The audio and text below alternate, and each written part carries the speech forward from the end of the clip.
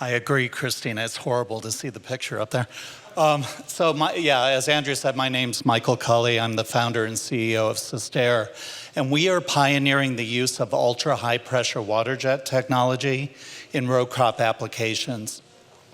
And the purpose of our technology is to promote no-till farming and the use of cover crops, regenerative practices.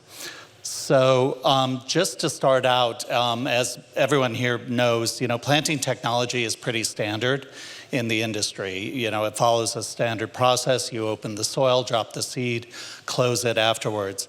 There haven't been a lot of changes in the basic paradigm of how farmers are planting seeds over the last few years. There have been a couple tweaks, especially as farmers have adopted regenerative practices like no-till or cover crops. For instance, farmers are now placing a lot of downforce on their planters to try to cut through residue and get the seed to proper depth in the field. The ironic thing about downforce is while the farmers are trying to do regenerative agriculture, that very downforce ends up compacting the soil under the coulter or the knife that they're using there, which is counterproductive for regenerative agriculture. Another thing that farmers are doing is that they're adding a lot of attachments, trash cleaners, and other things to try to move residue away as they're planting out there. And we know that those trash cleaners, they work to a certain degree, but they're not foolproof. And the reason why we know that is that farmers, after 3 or 4 years, almost undoubtedly end up tilling their soil. So they're not working, they're not keeping farmers in regenerative practices for long periods of time. And then finally, of course, you see faster and faster tractors. You definitely see that up here with large field size.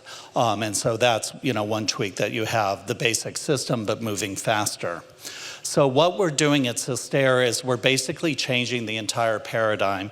We're taking an industrial technology, which is ultra-high pressure water jets, and we're applying them in the agricultural sense.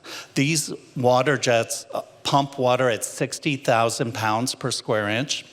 As a point of reference, if you have a power washer for your driveway, that's about 4,000 pounds per square inch. So this is fundamentally a larger pounds per square inch. In industrial applications, it's used to cut through metal in precise patterns during manufacturing. We are taking those water jets and we are applying new row units on the front of planters. This is our first product, which is a retrofit system. It'll apply on any existing planter.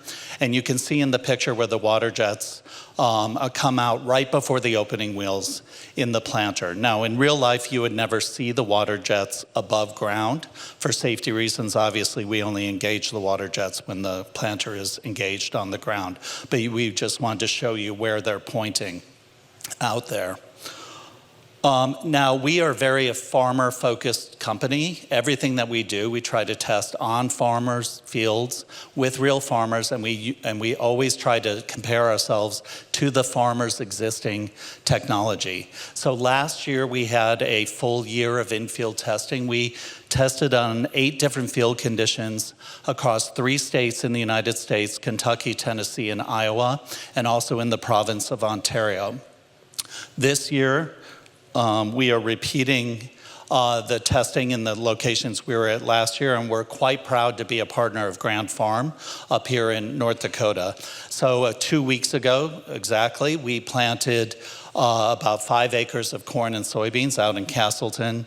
I was out on the farm clogging through the mud on Tuesday, and I saw that we had pretty good emergence out there. So we're pretty excited about our operations with the Grand Farm team here.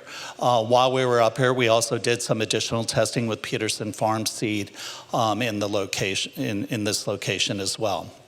And what I want to tell you is everything that we're finding with the farms is extremely exciting and I think beneficial for farming operations. So let me go through some of the results. The most exciting thing that we've seen is that our technology is leading to improved yield in the field when it's compared with the farmer's existing technology. So to give you an example, this is a trial that we did last year in Murray, Kentucky, where we planted corn over heavy corn residue. About 2 months into the season, you'll notice where the red line is indicated that we noticed that the rows that we planted with our technology were noticeably taller than the rows that were planted with the farmer's existing technology. At first, we were quite excited about that, and then we got quite nervous and we're like, well, what if all the energy is going into green growth and it doesn't affect the corn production? But when we harvested in the field, we noticed that we had a 6% yield increase over what the farmer had planted. Likewise, in Tennessee, we did double crop beans in June. So we harvested wheat in June, and the very next day we planted soybeans into the wheat stubble. You can see that the residue was extremely heavy on the field, and we had much better emergence with our beans than the farmer did, again, trying to cut through all of that residue. And sure enough, at the end of the season, we had an almost 9% yield increase over the farmers. And then finally, to show another one, this is in Belmont, Iowa, which is in north central Iowa, right near the Minnesota border. We planted soybeans into 2 seasons of corn residue, plus a cereal rye cover crop that was about chin high when we planted. Both the farmer and we had very good emergence. But if you look on the left, you can see that there were gaps in the farmer's emergence. That's where he didn't effectively cut through the residue, but he hairpinned it into the soil so the seeds did not germinate properly. The farmer also reported that our soybeans came up a full day prior to the beans that he planted on the same day as ours. And sure enough, at the end of the season, we had about a 12.4% yield increase there. Now, the second benefit is that we can help farmers move towards a more permanent state of no-till farming. I think no-till is a bit of a misnomer. It's more like delayed till, because like I indicated earlier, farmers end up tilling their soil after 3 or 4 years. Now, the reason we know that is that we have been able to plant in extremely difficult conditions. You can see here, this is in Iowa, one of the farmers we worked on. I call this the mother of all cover crops. This was a land that had been in the CRP program for over 20 years. For whatever reason, the farmer was booted out of the program and decided to plant soybeans there. As you can see, though, it was more like a meadow than a cover crop when we went out there. But we were able, with our system, to get through all of that residue. You can see on the left where we cut right through it, and you can see that we had very good crop emergence as well. We also can help farmers plant in unplantable conditions.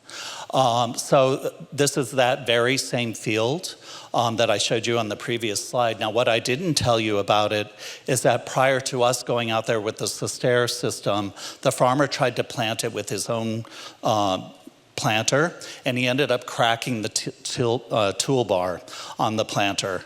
And of course, we all held our breath waiting for expletives and coming out of there. But he couldn't plant in those conditions.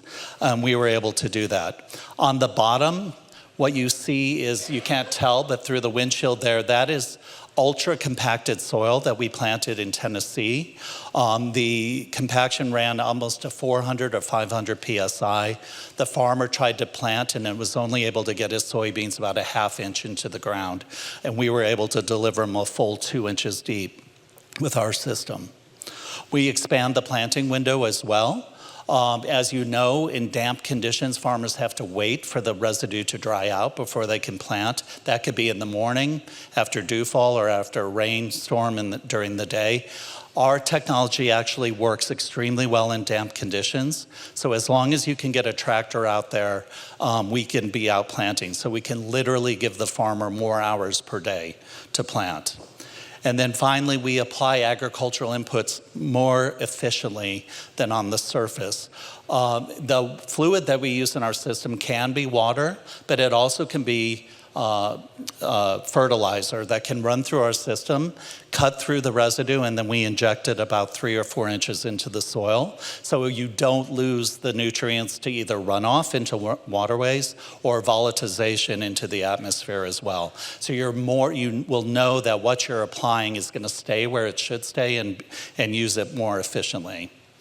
So as you can see, through our work with the farms, we are seeing pretty remarkable results with our technology. We're very excited to bring it here to North Dakota this season. And we are very interested in talking to farmers and distribution partners that'd like to work with us this year. So if you're interested, please come see me. Thank you.